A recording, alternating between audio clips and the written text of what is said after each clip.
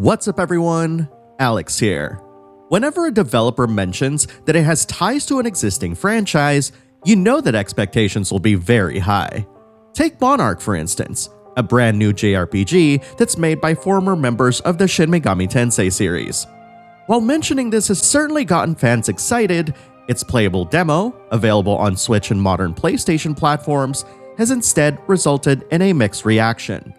And since its demo lets you play its entire first chapter, many interested parties have wondered if this truly represents what they can expect from the full game. And since many of us have differing opinions on how much a game's looks should matter to our own experience, I tasked myself in diving deep into Monark to find what it offers beyond that.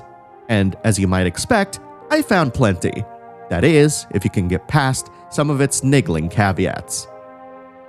This review was made possible by viewers like you, so please leave a like, post a comment, then subscribe to the channel.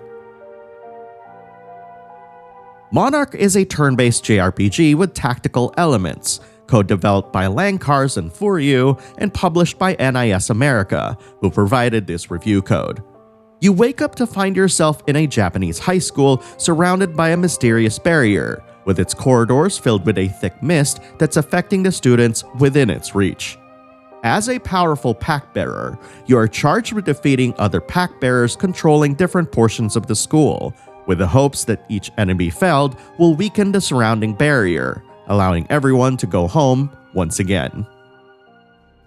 In order to get everyone on the same page, we will need to talk about the aspects of Monark depicted in its demo, which represent the first hours. At first glance, Monark employs a minimalist look that is a bit underwhelming, whether you're looking at it from a base aesthetic standpoint or its chosen art direction. This is a pity, given how its developers touted how its characters were designed by the artist Sobin, who drew the art for the popular Overlord series. Thankfully, Sobin's art is represented during dialogue sequences, though some might see this as a constant reminder of what Monark's visuals would have looked like. Given its setting, much of Monark's corridors and hallways feel quite similar, with small rooms providing variety here and there, but still maintaining a monotone flavor. Moments of vibrance come in during battles, where you are taken to an otherworld, though this is quite infrequent at the start. Additionally, I found that the Switch and base PS4 versions perform below 60 FPS, as seen here. Given Monark's minimalist presentation, I expected both platforms to perform better, but that's sadly not to be. From an audio standpoint, Monark features both English and Japanese voice acting, and regardless of your chosen language, you'll be happy to know that the main story is indeed fully voice acted. That said, Monark's English voice acting is pretty average, though there are standout performances by a few actors.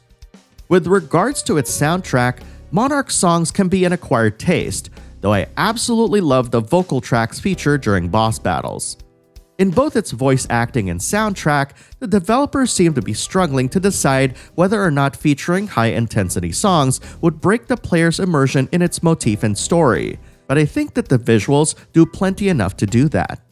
That said, I am pleased to find that there is a music player available if you are a fan of the game's soundtrack. Outside of its presentation, Monark's first few hours feel a bit slow thanks to the pace of its storytelling. Instead of spending its early moments to establish your character's role as a pack-bearer, Monark spends its time purposely obfuscating the story to try and build interest. It even gives you a 15-question personality test at the start, with sections that can feel invasive. It's during these moments that the game feels like it's purposely pushing back its explanation and lore in favor of spending the time to establish the mood and feel of the world around you, which does little to rope new players in. It's when you finally truly get a sense of what a pack-bearer is that the story starts moving in an interesting direction. That being said, soon after playing beyond what the demo offered, I was struck by how much I started really caring about Monark's characters and what the writers were trying to do with its narrative. Sure, the story structure of you versus others might make it sound like there wouldn't be much there, the way that Monark weaves its tale more than made up for the slog at the beginning. Monarch's storytelling is at its best when you're presented with what seems like a certainty, only to have something happen that circumvents this idea, leaving you with thoughts like, okay, now what? One of my favorite things in Monarch is the idea that people aren't purely evil or purely good, desiring instead to depict people in gray areas.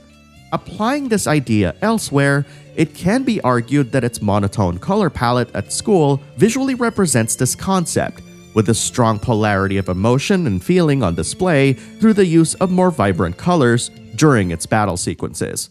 Monarch also features some good character moments that let you dig deep into each character's motivations and wants. There are even different routes per character, and if you want to see how these routes diverge and change, you can choose to skip shared routes during subsequent playthroughs. Monarch does feature multiple endings, a grindy post-game, and a new game plus, but I can't really clarify what these actually mean given that there's some huge story spoilers involved. While much has already been said about how the game performs on Switch and base PS4, the game performs incredibly well on PC, PS4 Pro, and PS5. On my OMEN laptop, Monarch runs silky smooth, with no noticeable performance dips. The footage you're seeing right now is from the PC version of the game, running on my OMEN 16.1 gaming laptop, with all of its graphics settings turned on. And yes, it supports the DualShock 4 natively, as you can see here. I should probably add that Monarch's dungeons aren't really dungeons in the traditional sense. Rather, certain floors contain puzzles you have to solve in order to progress.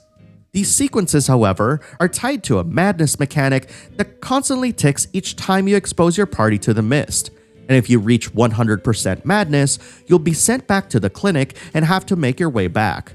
Thankfully, Monarch has a fast travel system that can get you back to where you were if this happens, and it also features a generous gameplay loop that automatically brings you back to safety after successfully completing a floor. You can also save your game anywhere where the mist isn't present, which also makes it easy for players to get in and out of the game quickly. With regards to its puzzles, some can be fairly obtuse.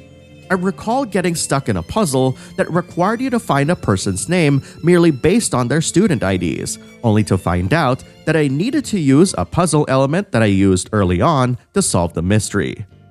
Overall, I found that the puzzles to be a welcome change to the usual dungeon drudgery, though I can't ignore the fact that some of them can be rage-inducing, since they can also put your story progression to a grinding halt.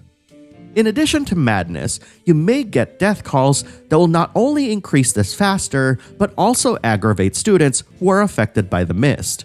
These students will have the capability to raise your madness to 100% instantly while getting death calls, and should you decide to answer these calls, you'll be taken to the other world and will have to take on tough opponents.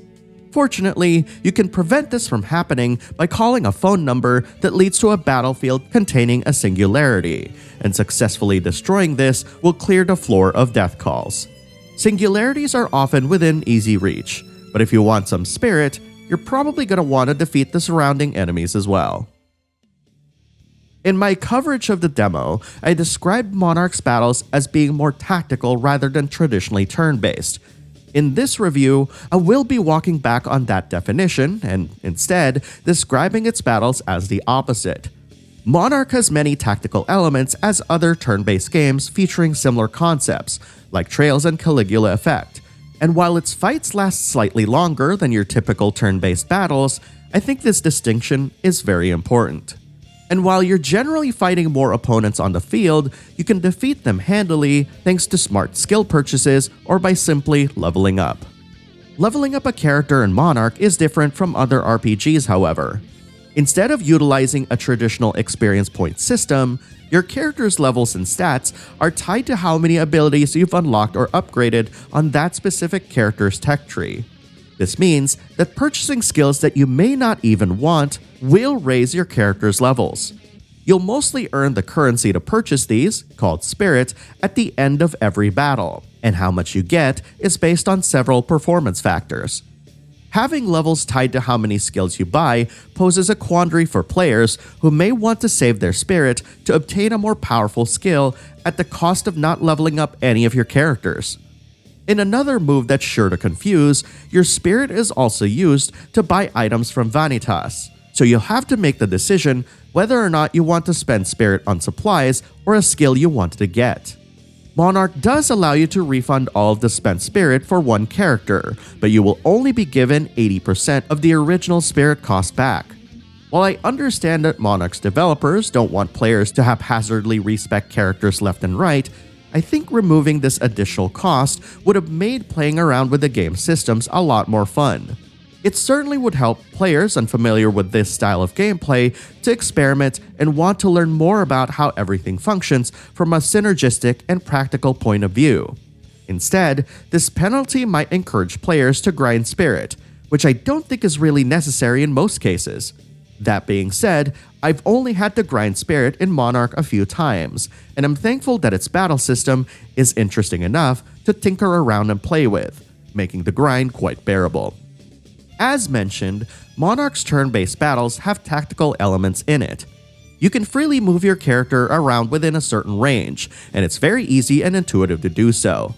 After moving, you can take any type of action you want, whether it's attacking, using authorities, or waiting your next turn. Unique to Monarch is the ability to opt out of a character's turn in favor of giving someone else an extra turn, though you can only do this for a limited number of times per battle. Monarch also features obstacles on the field to differentiate it from other similar games, and you'll have to negotiate these if you wish to win. Given how infrequent combat is, trying to figure out how to defeat your opponents while navigating through these hazards makes it feel as though Monarch's battles combine both aspects of traditional dungeoning and combat in an intriguing way. And even though some battles might lead to some unexpected wipes here and there, it's very easy to just get back to where you were thanks to its quick animations toggle and how straightforward its controls are. While I'm not a huge fan of turn-based games with tactical elements, I really took a liking to Monarch systems. This is thanks to the fact that it becomes quite intuitive the more you play it, in addition to its smart way of implementing actions that lets anyone just jump into combat. And thank goodness it does, because when you feel the need to earn more spirit to unlock new abilities, it would have felt like a chore had the game not nailed its combat. This is a testament to Monarch's combat system, in that, despite its presentation, it was crafted well enough that it made me look forward to each time I had to play with it. Monarch is one of those games that's a challenge to recommend wholeheartedly. From one perspective, it's difficult to recommend not just because of how it looks, but how it performs on the Switch and base PS4. On the other hand, it runs incredibly well on a PC, PS4 Pro, and PS5, and I loved my experience with its battle and progression systems, fiddling around with what kinds of abilities I want to earn and upgrade, as well as getting roped into its ever-evolving plot. This all, of course, comes with the baggage of having its developers make mention that former Shin Megami Tensei members worked on this, creating an extremely high bar of expectations that was simply impossible to reach. But I have to reiterate that if you're able to look past these, and that might be a big ask, that there is a mesmerizing plot hidden beneath the surface, one that'll take you places that you didn't see coming. But now, I want to hear what you think of Monarch. Did this review change or reinforce your decision to pick this game up? If you played the demo, what were your favorite aspects of what you played?